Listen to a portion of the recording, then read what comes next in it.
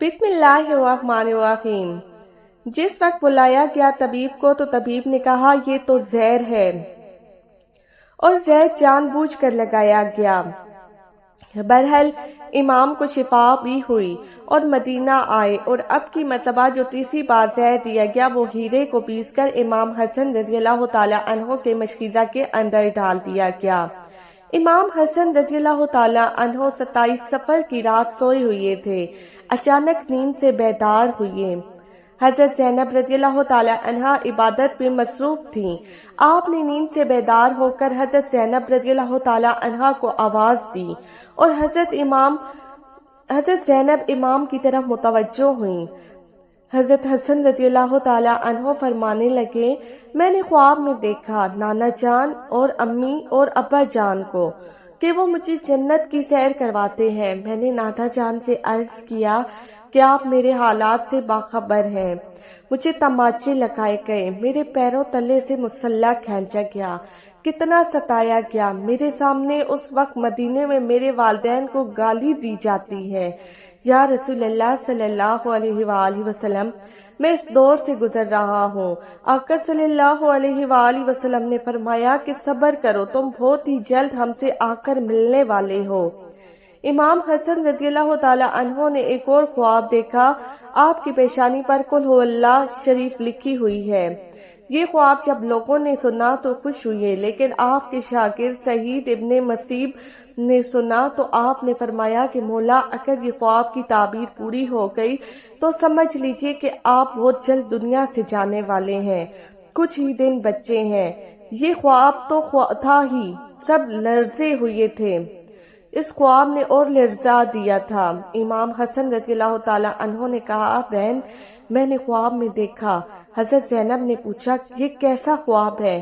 امام نے مشخیزہ لانے کا کہا اور مشخیزے سے جب پانی پیا تو مشخیزے میں موجود جو ہیرا پیس کر ڈالا گیا تھا وہ آپ کے پیٹ میں چلا گیا۔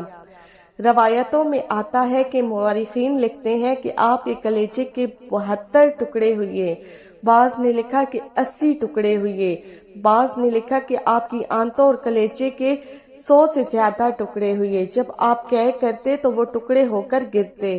سوچئے یہ ہیرا کیا ہوتا ہے؟ اس کو کانچ پہ چلائیں تو کانچ کٹ جاتا ہے۔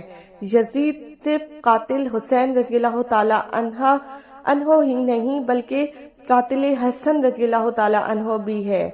اس پر تو سب اتفاق کرتے ہیں کہ سازش یزید کی تھی، لیکن زہر دیا کس نے، اس پر تاریخ خاموش ہے۔ حضرت مولانا حسن بریلوی نے ایک عورت کا نام لکھا ہے، لیکن مفتی جلال الدین نے اس پر خاموشی کا حکم دیتے ہیں۔ مورخین اس میں اتنے الجھے ہوئے ہیں کہ کوئی واضح موقف پیش نہیں کیا جاتا، لیکن پڑھے لکھے لوگ ہیں ان کے لیے ایک بات ہے کہ زہر دینے والا کون ہے۔ جس وقت ٹکڑے ہو کر گرنے لگے تو امام نے حضرت حسین رضی اللہ تعالیٰ عنہ کو بلانے کا حکم دیا تاکہ کچھ نصیحت کر دوں۔ حضرت حسین رضی اللہ تعالیٰ عنہ آئے اور حالت دیکھ کر گلے مل کر روئے۔ بھائی بتاؤ آپ کو زہر کس نے دیا؟ اس لیے کہ سید الصابرین کا نواسہ ہے۔ بھائی مجھے جس پر شک ہے اگر وہی ہے تو اللہ بہترین انتقام لینے والا ہے، اور شک کی بنیاد پر کسی کو قتل نہیں کیا جا سکتا، کیونکہ میں نام لوں گا تو تم قتل کرو گے، اور شک کی بنیاد پر کسی کو قتل نہیں کیا جا سکتا۔ اللہ بہترین انتقام لینے والا ہے۔ جب امام حسن نے امام حسین کو نہیں بتایا کہ قاتل کون ہے تو حتمی طور پر کسی کے بارے میں یہ فیصلہ کر دینا کہ فلاں قاتل ہے، میں سمجھتی ہوں کہ یہ زیادہ مناسب نظر نہیں آیا۔ بہرحال جب صبح ہوئی اور لوگ جمع ہونے لگے تو اس وقت امام حسن نے کہا کہ حسین میرا چہرہ کیسا نظر آ رہا ہے؟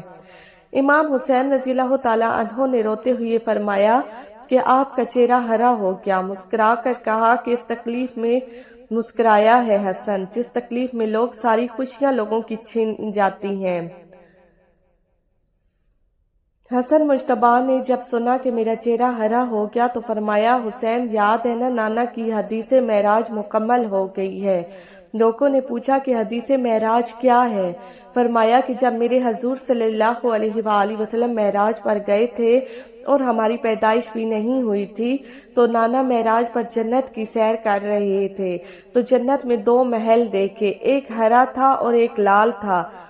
اس وقت رضوان جنت نے کہا کہ یا رسول اللہ صلی اللہ علیہ وآلہ وسلم، جاتے جاتے اپنے شہزادوں کے محل بھی دیکھ جائیں جن سے پوری جنت کا حسن دوبالا ہوتا ہے۔ حضور پاک صلی اللہ علیہ وآلہ وسلم نے فرمایا کہ یہ ہرا کس کا ہے اور لال کس کا ہے؟ کہا کہ لال تو حسین رضی اللہ تعالی عنہ کا ہے اور ہرا حسن رضی اللہ تعالی عنہ کا ہے۔ میرے حضور صلی اللہ علیہ وآلہ وسلم نے پوچھا کہ رضوان یہ تو بتاؤ کہ حسن کا ہرا کیوں اور حسین کا لال کیوں؟ تو رضوان کی گردن جھک گئی اور آنکھوں میں آنسو آ گئے۔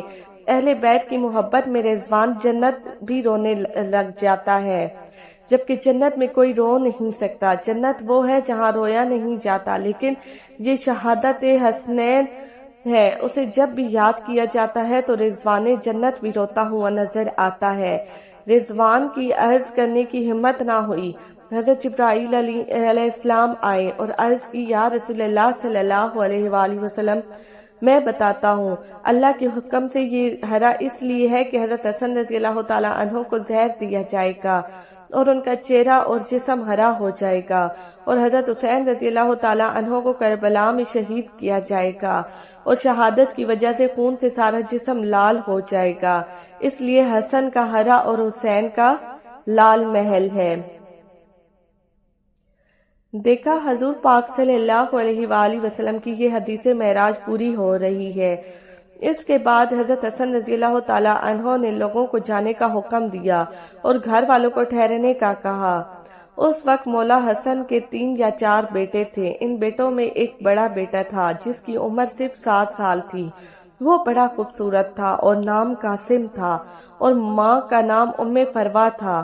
ام فروا قاسم کے سر پر ہاتھ پھیرتی اور اپنے شوہر کی طرف دیکھتی، گویا ان کے سامنے اپنی بیوگی گھوم رہی تھی۔ ہائے بیوگی، ہائے بے بسی، ہائے بے کسی، لیکن زبان سے کچھ نہ کہہ سکتی تھی۔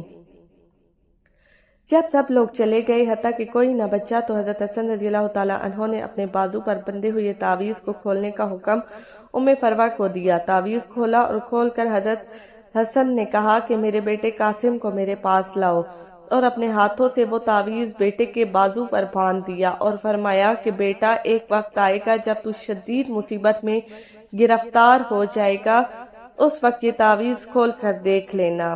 اس کے بعد حضرت حسن رضی اللہ تعالیٰ عنہ کو بلا کر وصیت کی اور کہا، حسین صبر سے کام لینا، اور میری تمنا ہے کہ جس وقت میرا جنازہ اٹھے تو مجھے نانا کے قدموں میں دفن کر دینا، میں نانا کے قدموں میں دفن ہونا چاہتا ہوں۔ امام عالی مقام 28 صفر کو ایک روایت کے مطابق، 29 صفر کو اور ایک روایت کے مطابق 5 ربیع الاول کو شہید ہو گئے۔ اسی طرح آپ کا پورا جسم ہرا ہو چکا تھا اور اندر کی آنتوں کے ٹکڑے قے کی صورت میں باہر گرے ہوئے تھے۔ حضرت حسن رضی اللہ تعالیٰ عنہ کی شہادت ہوئی تو آپ کی تجہیز و تدفین کے لیے جنازہ اٹھایا گیا، لیکن یہ بھی تاریخ کا بدترین باب ہے کہ جب جنازہ بائی لے کر آئے اور حضور پاک صلی اللہ علیہ وآلہ وسلم کے روضہ مبارک میں حضرت حسن رضی اللہ تعالیٰ عنہ کو دفن کرنا چاہتے تھے تو بنو امیہ کے وہ غلیظ، جسے دنیا مروان کہتی ہے، بدترین آدمی جس پر میرے آقا صلی اللہ علیہ وآلہ وسلم نے لعنت کی تھی، اس نے کہا کہ میں ان کو دفن نہیں ہونے دوں گا۔ امام حسین رضی اللہ تعالیٰ عنہ نے کہا کہ میرے بھائی کی وصیت ہے کہ میں دفن کروں گا۔ یہاں تک کہ مورخین نے لکھا ہے کہ اس ظالم نے کمان سے تیر نکالا اور حضرت امام حسن رضی اللہ تعالیٰ عنہ کے لاشے پر چلانا شروع کیا۔ ایک بندہ جو شہید ہو چکا ہے، لوگ کہتے ہیں کہ مروان کو یزید کو اتنا برا نہ کہا اس لیے کہ انہوں نے کیا کیا ہے۔ یہ کیا ہے؟ مرے ہوئے انسان کا تو دشمن بھی احترام کرتا ہے۔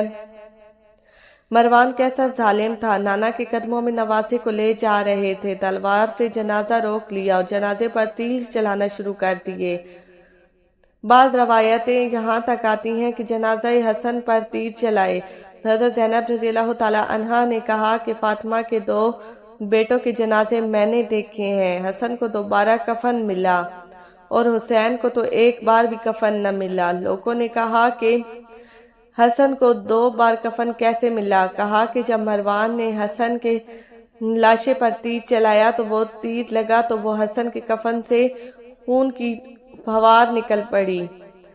تو اس وقت لوگوں نے کہا کہ ایک کفن پر اب دوسرا کفن پھر لپیٹ دو تاکہ حسن کو رنگین کفن میں نہ لے جائیں بلکہ ایک کفن اور دے دیا جائے۔ یہ بھی حضرت حسن رضی اللہ تعالیٰ عنہ کی کرامات ہیں کہ وصال کے بعد بھی تیر لگا اور آپ کے جسم سے خون نکلا۔ کسی نے امام حسین رضی اللہ تعالیٰ عنہ سے پوچھا، شہزادہ حسن رضی اللہ تعالیٰ عنہ کی یہ وصیت تھی کہ مجھے حضور پاک صلی اللہ علیہ وآلہ وسلم کے قدموں میں دفن کریں، لیکن انہوں نے یہ بھی کہا کہ اگر مروان آڑے آئے تو مجھے امی جان کے قدموں میں دفن کر دینا، آپ اس پر بھی عمل کر سکتے ہیں۔